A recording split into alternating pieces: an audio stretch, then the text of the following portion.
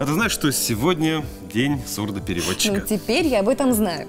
Но, если честно, у меня с этим словом ассоциируется девушка в левом углу экрана, Да, которая жестами все переводила. Помнишь выпуски новостей? Конечно, Готов это к 90-х. Это интересно было. Да. Кстати, в нашем городе таких людей всего 5 сурдопереводчиков. Одна из них посвятила этому делу 12 лет. Светлана Козловская побывала у нее на уроке и даже кое-чему научилась. Давайте посмотрим.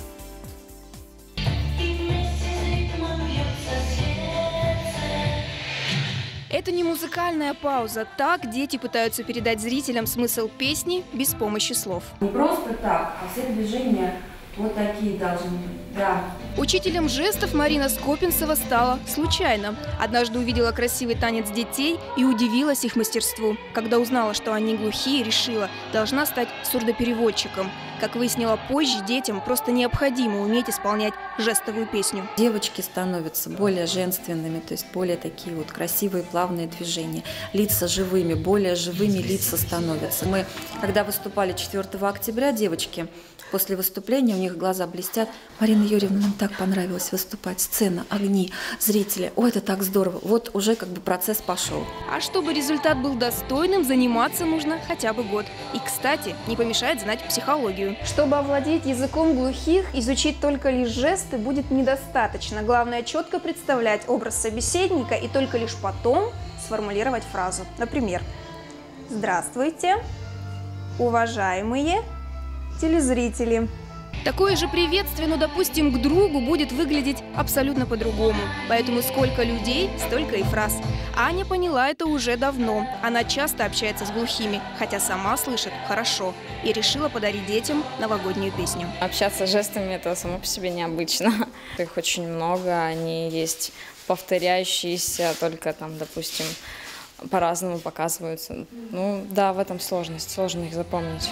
Зато Лена знает их, пожалуй, все. Занимается жестовой песней больше года и мечтает стать знаменитой танцовщицей. Раньше я не умела руки поднять выше, чтобы красиво было.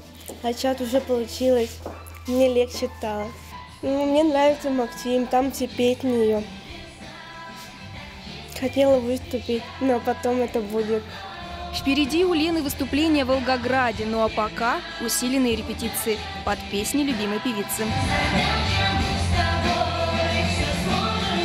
Светлана Козловская, Владимир Кондратьев, Сибинформбюро. И сейчас у нас в студии героиня нашего сюжета, человек уникальной профессии, сурдопереводчик Марина Скопинцева. Доброе утро. Доброе утро. Доброе утро, Марина Юрьевна. Итак, вот как мы уже узнали, в разных странах свои разные языки жестов. Да, их много. А вы сколько знаете языков? Один, только русский. Его можно так и назвать, русский Да, язык русский жестов. жестовый язык. Понятно. А чем же все эти языки отличаются друг от друга? И сильно ли они отличаются?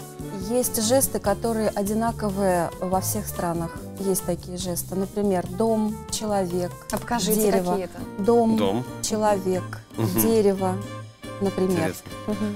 Вот. Есть жесты, которые вот действительно имеют свои особенности. Есть жесты, которые, ну, связаны это может быть с особенностью, там, может быть, местности там какой-то. Вообще просто вот с какими-то, может быть, особенностями там восприятия, например, вот людьми. Потому что у глухих, слабослышащих людей как бы основное восприятие зрительное, образное. Вот отсюда возникают и жесты. То есть все это взаимосвязано. Говорят, что каждый жест в зависимости от адресата может иметь несколько значений. Это правда? Ну да, вероятно. Есть, в общем-то, как бы такие нюансы. Вот в жестовом языке есть направление, например, жеста, есть указание на собеседника, указание на себя вот в речи. То есть если перепутать вот направление жеста, тогда высказывание будет непонятно. Тому, кто... Но если человека не знать так близко и хорошо, то, видимо, действительно сложности возникают в общении, ну, да, сложности в первое могут, время. Да, могут возникнуть. То есть нужно, извините, что перебил, лучше узнать своего собеседника, да, прежде чем вот начать полноценно, серьезно общаться. Но здесь как бы в основном должно быть привыкание вот к мимике другого человека, с которым общаешься. То есть какое-то время, потому что у каждого человека есть как бы свои особенности жестикуляции. То есть у нас у каждого движения имеют свои какие-то вот характерные особенности. То есть получается, если два глухонемых человека встретятся, они могут не сразу друг друга понять? Но только не глухонемые, глухие. Да, да. Они друг друга, в общем-то, понимают. Бывает, иногда непонимание между ними возникает. В основном они друг друга понимают. Здесь как бы еще есть тоже вот такая особенность, как бы вот нюанс тоже такой. Есть язык разговорный, есть ли язык, ну, как бы литературный, если его так можно назвать, культурный язык. Культурный язык это, да, это в основном язык, вот, которым пользуются сурдопереводчики. И грамотный глухой человек, он должен понимать вот эту речь слышащего человека, переведенную на жестовый язык. Разговорный и культурный языки имеют свои отличия. А кто придумывает новые жесты? Ведь язык наверняка изменяется с течением изменяется, времени. Да. Откуда Точно они так же, берутся? как и словесный язык. Придумывают новые жесты. Ну, во-первых, это возникает вот из того, как появляется какой-то новый предмет, какое-то новое понятие. Соответственно, появляется новый жест. Может быть, сами глухие люди, что-то там подглядев, увидев, в соответствии вот они вдруг вот какой-то жест появляется, то есть придумывают сами. Очень много жестов, это если какие-то сложные понятия придумывают для глухих слышащих. Те, кто с ними работают. Понятно. Сурдопереводчики в частности. А вы можете сейчас нам показать несколько каких-то слов, Ну вот с выражений, чего да? начинается обучение и долго ли нас вот этому учить? Если Есть какие-то азы, с чего вы начинаете? Да? Ну, вообще это у всех по-разному. То есть как бы для того, чтобы как можно быстрее освоить язык жестов, нужно иметь ведущую зрительную память. То есть зрительное восприятие, зрительную Так, память. так. Тогда будет проще, легче и быстрее. Хорошо. Как будет на языке жестов «утро с вами»? Утро, утро Утро вместе с вами. вместе с вами. Утро вместе с вами. Еще раз. Утро вместе с вами. Да. Вот так. А вместе с нами. Вот так, наверное? С нами. С нами. Утро Утро вместе вместе с нами. с нами. Может быть, С А вами. вторая рука где с должна в это нами. время находиться? Где угодно, где да, вам то есть- удобно. Понятно. Марина Юрьевна, а есть какие-то жесты, которые мы в своей повседневной жизни, особенно вот те люди, которые жестикулируют, сейчас, например, я, используют, а это глухих людей может как-то там оскорбить, неправильно понять, чтобы мы как-то предостерегите Да. нас. Есть такие жесты?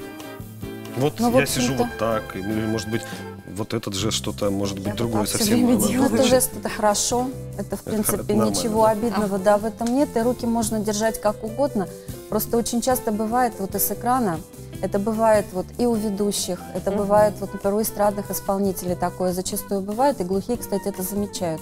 Когда вот по губам читается одно, а в жестах, в мимике выражается совсем другое. А это что, как? Ну вот я, Это например, означает, что человек Говорит одно, а... неправду а говорит? думает другое, да, это вот именно это и обозначает. Поэтому, как бы, соответственно, вот если глухой человек перед вами, это вызовет недоверие. То есть слабослышащий человек быстрее распознает обманщика? Получается, что так? Возможно, да. А долго вы учились вообще вот этому искусству? Ну, тут как бы я еще и продолжаю учиться. Это постоянно что-то новое, какие-то новые жесты, какие-то новые понятия. То есть как бы язык обогащается, соответственно, все время вот что-то появляется новое, и все это нужно запоминать. А вот почему всего в Тюмени таких человек, как вы, 5? Это не самая нужная профессия? Это очень нужная профессия. Мгм. Но, вероятно, мало вот таких мест, таких центров, где готовят сурдопереводчиков. Просто, возможно, этого недостаточно. В основном это Москва и Петербург, вот. Но недостаточно вот такого количества центров, где можно получить вот такие профессиональные навыки. Марина Юрьевна, как вы считаете, стоит ли вернуть сурдоперевод на экраны, в наши новости? Я думаю, стоит, потому что многие глухие люди говорят, что бегущую строку не успевают прочитывать. Мгм. А когда сурдопереводчик появляется в кадре, гораздо легче воспринимать информацию. Потому что это родной язык, это наглядно, это образно, это более понятно. Мгм. Ну вот наверняка многим приходится общаться, иметь дело со слабослышащими людьми, и не все владеют языком жестов. Где этому можно обучиться? Ну, вот я уже сказала, это Москва и Санкт-Петербург Только там в у нас основном. нет Вот школ? еще в Волгограде, там Мгм. в педагогическом университете тоже есть курсы, в которых учат Все-таки можно. сурдопереводчиков. Понятно. А можно я сейчас один жест быстренько покажу, и вы мне скажете, правильно я показала или нет? Это я вас что? Люблю? вас, я люблю вас. Свою программу. Свою программу, да. хотела сказать. Все окружающее, да, все Проговаривать было понятно. еще. Нужно губами. проговаривать, да? Да, да, но дело в том, что да, когда вот работает сурдопереводчик, это обязательно не только жесты, это еще обязательно артикуляция. Понятно. И еще. Только не буду, а буду. Буду. Вот несоответствие получается. Сразу вот нюанс буду. Буду. Спасибо большое, Марина Юрьевна, за то, что пришли к нам. Спасибо.